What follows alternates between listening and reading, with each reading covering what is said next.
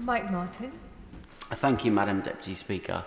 And I would like to again start by congratulating the member for Amber Valley. And every time I hear someone give a maiden speech in this chamber, I'm really heartened by the passion and expertise of the new intake. And I think, as I said in my maiden speech, it's clear that we're not just going to have a good Parliament, but a great Parliament. And so I look forward to it very much. I, of course, welcome this statement and this bill. And as usual on Ukraine, across the House, we see agreement. What I wasn't quite expecting was the degree of agreement that we have about going further, not just to seize the interests or to pay loans, but actually to go after the assets. Now, this bill, of course, fulfills the UK's part of an agreement that was made in June by the G7. And, of course, we want to fulfil those commitments. But that commitment, that agreement, was made before the recent election in the US. And as many members from across the House, including most recently the member for Macclesfield, have said, the calculus has now changed. Yeah. The security calculus under which Europe has imagined itself for the last 80 years has changed. We no longer can rely on an American security umbrella. NATO, which is the cornerstone of our defence, there is no disagreement in this House. The government talks of NATO first.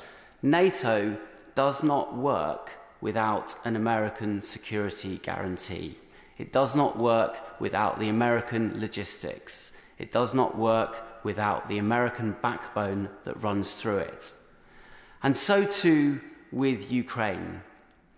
Since the outbreak of the war in February 22, the United States has provided approximately 50% of the support for Ukraine. The UK led, and that is something absolutely that the honourable member, the previous member for Uxbridge and South Ruislip, got right. But we now face a world where that support might be withdrawn.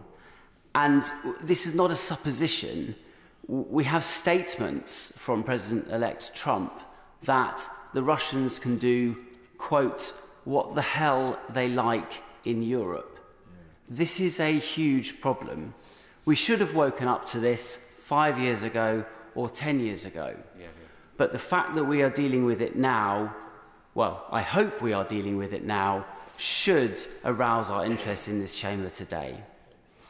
Now, I just want to outline what I think might be some of the follow-on consequences of a withdrawal of US support from Ukraine. Either we will end up with a grubby little deal. And that grubby little deal involves taking a marker pen and drawing on a map through Ukraine. Now, of course, the problem with that is that this war is not about territory. Those who understand this war to be about territory are misunderstanding it. It is about identity. For Russia sees Ukraine as part of its imperial identity. If Ukraine exists as an independent country, then Russia does not exist as an imperial country. It is that simple. So we are trying to divide the conflict by way of territory, but that is not how Vladimir Putin sees it.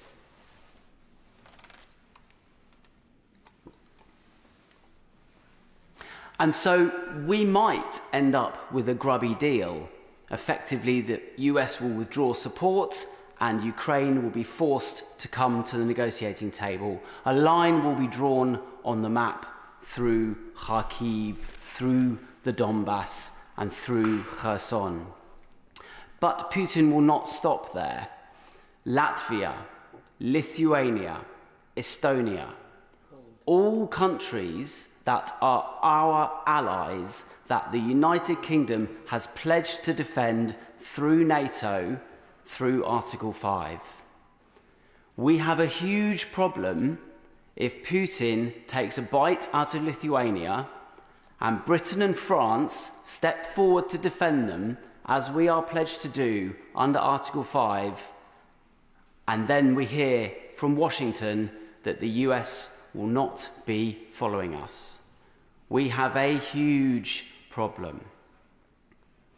But even if we don't get a grubby deal that empowers Vladimir Putin in the future, we could end up with a collapse of the Ukrainian front lines. Americans withdraw their support, the Ukrainians decide to fight on, and if I was Ukrainian, I'd fight on because of what the Russians did in Bucha, because of what the Russians did in kidnapping Ukrainian children.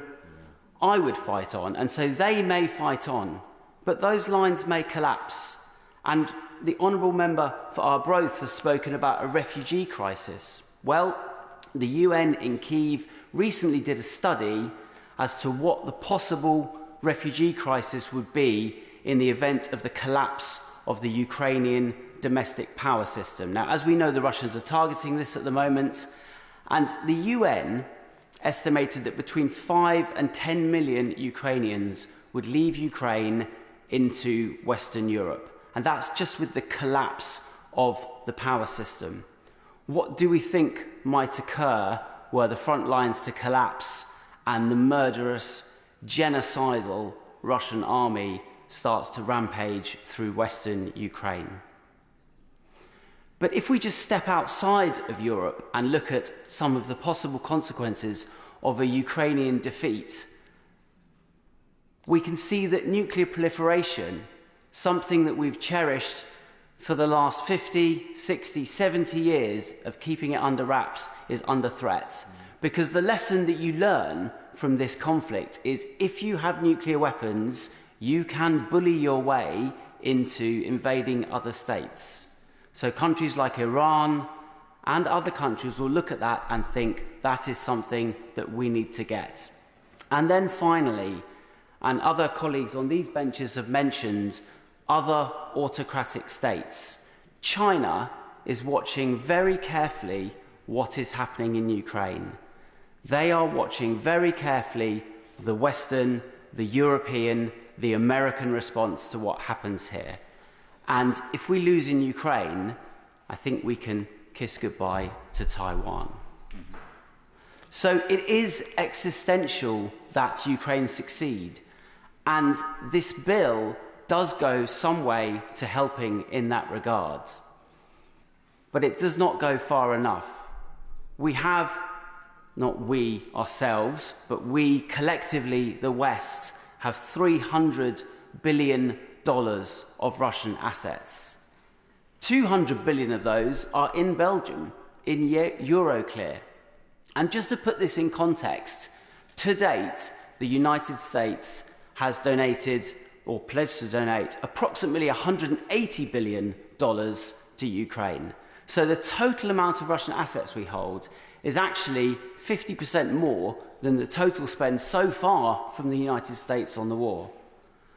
So at this time, where we may well be losing US support for Ukraine, with all the second-order effects for our own security, why are we not considering much more carefully the sequestering and the use of these assets for the defence of Ukraine? If not now, when? Yeah. Jacob Collier. Thank you.